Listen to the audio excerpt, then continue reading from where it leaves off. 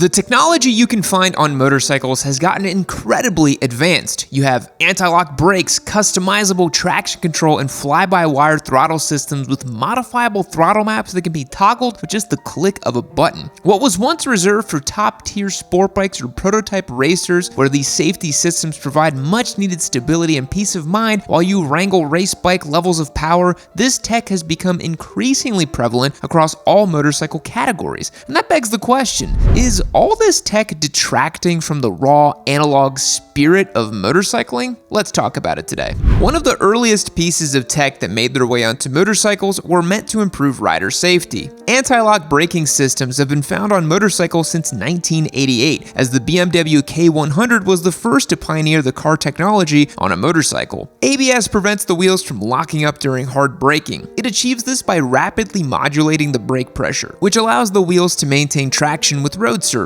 ABS is incredibly commonplace now, where it can be found on everything from superbikes to mini bikes like a Honda Grom or a Monkey. ABS is really great when you need it during emergency braking situations. In an emergency situation, a rider's instinct may be to apply the brakes as hard as possible. Without ABS, this can cause the wheels to lock up, resulting in a sudden loss of control and a high likelihood of skidding out. ABS modulates the braking force to prevent wheel lockup, allowing the rider to maintain steering control and reduce stopping distance. ABS is super important when it comes to prevention of front wheel lockup. When you lock up the front wheel during hard braking, not only does it pose the risk of a skid, but it can also completely lose traction where the front end washes out and causes a crash. Wet, icy, or loose surfaces significantly reduce traction, increasing the risk of skidding. ABS is really beneficial in these conditions as it ensures optimal braking force is applied without locking the wheels, maintaining stability and control. And while ABS can be really great to have in emergency situations, especially for new riders who have yet to master progressive braking,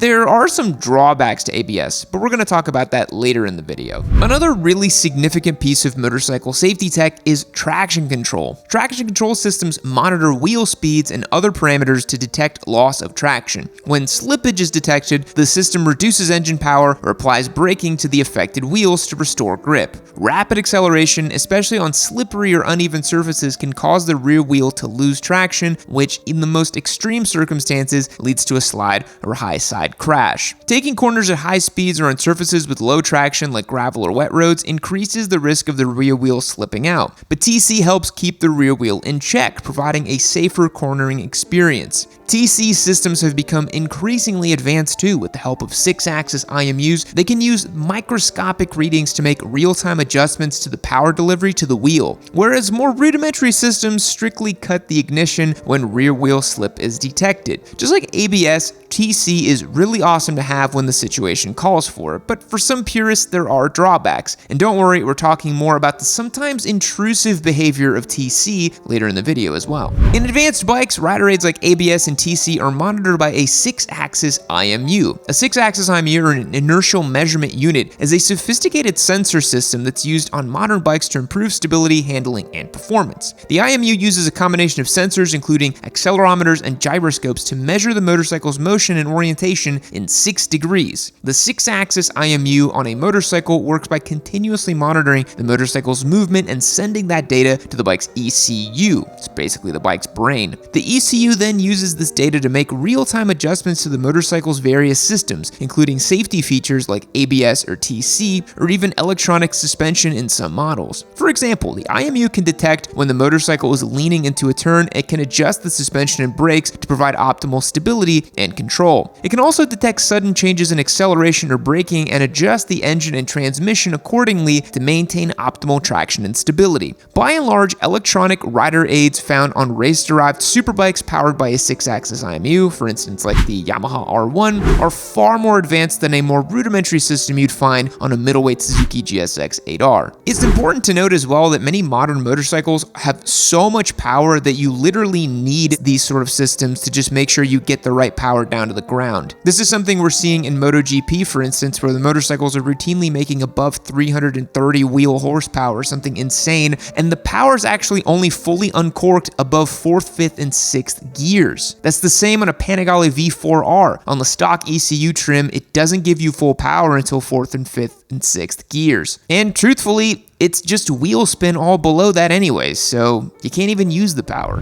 Modern bikes use what's called a fly-by-wire throttle system in conjunction with safety features like ABS and TC. Fly-by-wire systems replace traditional mechanical throttle cables with electronic sensors and actuators. This allows for more precise throttle control, smoother power delivery, and the integration of various advanced features like cruise control and electronic ride modes. Unless, of course, you're Suzuki, where you put fly-by-wire system on your bike and then you don't give it cruise control. Why? We'll never know. Varying ride modes allow riders to change the throttle response or power delivery for their bike for different scenarios. Some bikes will offer specific modes like rain mode, street mode, or sport mode, or race mode, where some bikes will have more rudimentary systems named something like A, B, and C, which increase the sensitivity or power output. Changing between ride modes can adjust things like throttle response, the level of TC intervention, peak power, and even the intensity of the engine braking. Oftentimes, within each mode, there will be further room for modification where the rider can dial in their own preference or parameter. Having adjustable ride modes is great for situations where losing traction is an increased risk, like riding in wet conditions, or even during stop-and-go traffic, where having a more restrained throttle response provides for a less tiresome riding experience. And of course, having the option to decrease the sensitivity of each parameter during intense track riding experiences can prevent any limitation to your bike's performance. These ride modes, with additional adjustability of each parameter, are all possible thanks to fly-by-wire technology. But one of the common complaints about this is that it reduces rider feel, and I have to be honest, I usually prefer mechanical throttle cables versus fly-by-wire systems. Only very recently are some of the brand new bikes coming out having the proper feel in my opinion. But it can't be overstated, when you have fly-by-wire, you can do a whole lot more in terms of TC and safety features. But outside of safety and performance features, many technological innovations have made their way onto motorcycling just for the sake of convenience. Some advanced motorcycle dashboards now have the capability of pairing with a smartphone, allowing for in-screen navigation. Now, I don't necessarily agree that we need bike play or more screens on bikes, but I do think it's the arc of progress. This added convenience does away with any need for a secondary phone mount in order to use navigation. You can even have your bike outfitted with heated grips and a heated seat, which make a massive impact in your ability to tour long distance on your bike without fatigue. Even cruise control has become really standard on motorcycles that people tend to freak out when any motorcycle with an electronic throttle doesn't have it. Motorcycle comm systems are even a relatively new addition to the motorcycle space in the grand scheme of things that have become super commonplace. Many riders will equip their helmet with a Bluetooth comm system to be able to connect their phone for music or navigation and pair their headset with their buddies so they can chat while they ride. And again, you can make the case this is just increasing distractions while you're riding your motorcycle, and I do tend to agree to some extent. If you've been watching the channel for a while, you're bound to know that we're partial to rock form handlebar mounts and phone cases around here. I'll always keep a mount on the giveaway bike as well as my personal bike, which always comes in handy if I'm doing a longer ride where I need GPS navigation. Just when I thought Rockform's lineup of motorcycle products couldn't get any better, I'm excited to share with you that they've just recently released a brand new mounting system that maximizes your options for adjustability and convenience. The new Pro Ball mount is the most functional mounting system yet. It uses a universal handlebar mount that's compatible with handlebar diameters from 7/8 all the way to 1.5 inches, includes 5 different spacers to ensure a perfect fit. The double ball joint provides endless options for adjustability, so you can get the perfect viewing angle no matter what your bike setup is like. The Pro Ball mount is made of CNC aircraft grade aluminum with stainless steel hardware, so it's built to stand the test of time no matter how aggressive your riding is. The Rockform Pro Ball mount is an awesome addition to the line of products, so if you haven't gotten a Rockform mount yet or you're looking for an upgrade, click the link in the description and use the code YN25 to receive 25% off your order. That's 25% off using code YN25.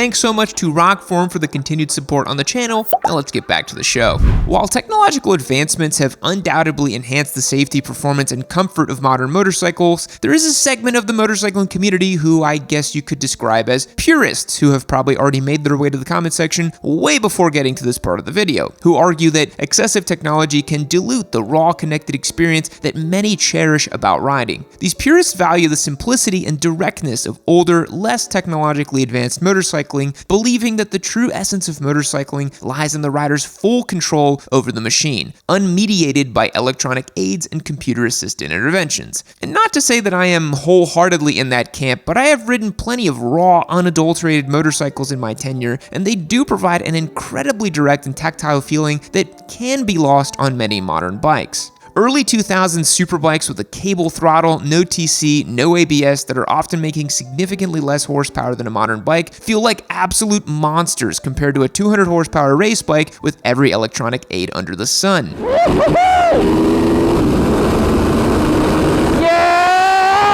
Bikes have gotten faster, bigger, and stronger, no doubt, but in conjunction with a massive suite of rider aids, they can honestly feel more docile, sterile, or overly refined than the analog machines that came prior. A perfect example of this is when I owned a Turbo Hayabusa and the prepped H2. The Turbo Busa felt like an absolute raw monster. It would give you 100% of the power, 100% of the time, whenever you wanted it, and it would literally kill you if you disrespected it. Whereas the H2 had plenty of rider aids and plenty of nannies, and I didn't feel like it was completely bonkers. The same goes for something like riding a 2002 Yamaha R1 versus a brand new V4R. The V4R just feels like it's gonna go down the road perfectly simple, perfectly nice. It can very easily be ridden, despite it having over 200 horsepower. But there are some other disadvantages to this influx of tech as well. For many purists, the appeal of motorcycling lies in the skill and control required to ride a motorcycle without electronic aids. The ability to manually manage throttle, braking, and handling creates a deep sense of connection and mastery over the machine. Riding a motorcycle without advanced technology offers unfiltered mechanical feedback. Riders feel the vibrations, hear the engine's nuances, and sense the road through the bike's frame. This sensory feedback enhances the riding experience, making it more immersive and engaging. There's also no denying that more technologically advanced bikes can be harder to maintain as well. Simpler, mechanically driven motorcycles are often much easier to maintain and repair. And there's a bit of a sweet spot in the late 90s to early 2000s where they were super reliable as well. They didn't have carburetors, they were fuel injected, and they were just some of the best bikes ever built. Riders who enjoy working on their bikes appreciate the straightforward nature of these machines, which lack the complexity of modern electronics. Without the numerous sensors, actuators, and control units found in modern bikes, traditional motorcycles have fewer components that can fail. This simplicity translates to a greater reliability and less dependence on specialized repairs. It almost feels like you have to jailbreak these technologically advanced bikes with an ECU flash in order to feel like you really have control over them. Riding a bike without technological assistance can be more challenging, which for many riders is part of the appeal. The need to constantly adjust and respond to the bike's performance and road conditions adds to the adventure and excitement of riding. Knowing you don't have ABS to be there in case you miscalculate your braking pressure may force you to really master your braking habits. Not having TC to prevent rear wheel spin when you're exiting a corner may lead to an improvement in your own throttle control. Technologies like ABS, traction control, and electronic stability control can mitigate the consequences of mistakes, which is beneficial for safety. However, over-reliance on these aids might prevent new riders from developing critical skills such as throttle control, braking techniques, and cornering strategies. These fundamental skills are necessary for handling situations where technology might fail or be less effective. Safety technology can create a sense of security that leads to complacency, and riders might not develop the habit of actively scanning their environment, anticipating hazards, and making proactive decisions. This situational awareness is vital for safe riding, especially in unpredictable traffic conditions. New riders might develop an overconfidence in their riding abilities, believing that the technology will always compensate for their mistakes. This false sense of security can lead to riskier riding behavior, such as excessive speed or aggressive maneuvers. While advanced technology enhances the safety, they do have their limits. For instance, ABS and traction control can be less effective on certain surfaces. Riders who haven't developed the skills to handle these conditions manually may find themselves at a disadvantage when the tech is insufficient. And while technological conveniences like heated equipment, cruise control, navigation, and comm systems can really make your life easier on a day-to-day basis, maybe it's important for riders to occasionally do without. To feel what a motorcyclist used to feel when they got caught in a rainstorm or miscalculated the temperature before a ride. There is value in being uncomfortable sometimes, learning how to manage, cope with, and prevent uncomfortable scenarios. Every once in a while, turn your navigation off, get lost, find some new roads while you make your way home, ride without music and without your friends, hear the sound of the engine, feel the wind, and remember why motorcycling feels so distinct and special. And while motorcycle purists appreciate the mechanical simplicity and raw analog feeling of motorcycling, there's no way to dispute that some of these technological advancements, particularly those enhancing safety, have a net positive outcome for motorcyclists. The key is finding a balance where technology supports your own skill rather than dominates the riding experience. That's why motorcycles that allow for flexible adjustability in their safety systems are ideal. That way you can dial back the parameters and not overshadow your own ability, but step in right where your skill may fall off. And you know, it's always fun to switch the TC off and wheelie the bike every once in a while. You want to be able to slide your bike around in some gravel or skid out the rear or something like that. That's kind of the point. The debate between technological advancement and mechanical simplicity in motorcycling reflects a broader conversation about the essence of riding. What is it that we like about motorcycling? Do we like that thin line between riderability or catastrophe? Or do we just want higher and higher horsepower figures on the spec sheet and a massive electronic suite being the only thing that makes these bikes actually rideable for the average street rider? While modern technology undoubtedly improves safety and performance and comfort, many riders argue that the true joy of motorcycling lies in the raw, unmediated connection between rider and machine. I think we can all recognize and appreciate these differing viewpoints. Me personally, I really don't like bikes with too many advanced features. I actually really still prefer a cable throttle, and I like a usable amount of power and knowing that I'm full control of it.